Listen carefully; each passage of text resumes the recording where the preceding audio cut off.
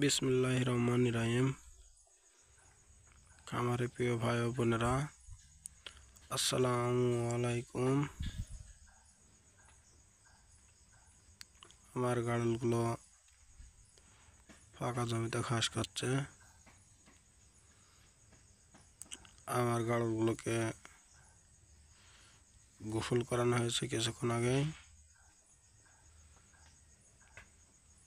গোসল করানোর পরে গাড়লগুলোকে ফাঁকা জমিতে ছেড়ে দেওয়া হয়েছে ঘাস খাওয়ার জন্য। তো গাড়লের যদি গোসল করানো হয়, সেই দিন গাড়লগুলো খাওয়ার পরিমাণ বাড়িয়ে দেয়। গোসল করানোর পরে শরীর ঠান্ডা থাকে গরমের সময়, এতে করে গাড়লগুলো ঘাস খায় বেশি এবং দ্রুত। তো গাড়লগুলোকে গোসল করালে গাড়লের গায়ে যে ঘাম থাকে সেই ঘামগুলো সরে যায়। এতে গাড়লগুলো অনেক অংশে স্বাচ্ছন্দ্য বোধ করে ঘাস খায়। গাড়লের শরীরে বেশি পরিমাণে ময়লা জমা হলে বিভিন্ন ধরনের সমস্যা হতে পারে, বিভিন্ন ধরনের রোগ হতে পারে। তাই গাড়লগুলোকে আজ গোসল করালাম। যাদের গাড়ল খামার রয়েছে তারাও সময় মতো গাড়লগুলোকে গোসল করাবেন। তো আমার গাড়লগুলোকে গোসল করানোর পরে অনেক অংশে চকচকে করছে, কারণ গাড়লের গায়ে যদি বেশি পরিমাণে ময়লা থাকে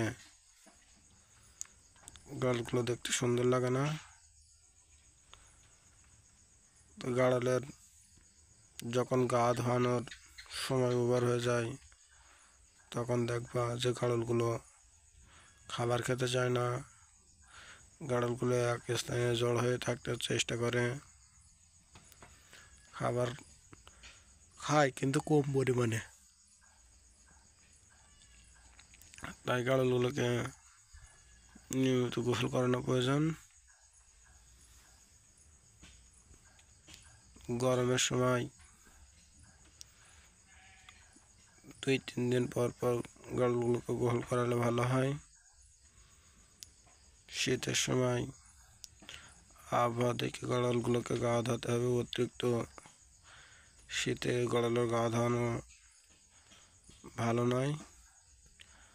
শীতের সময় খুব ঘন ঘন গা ধোয়ানোর প্রয়োজন নেই।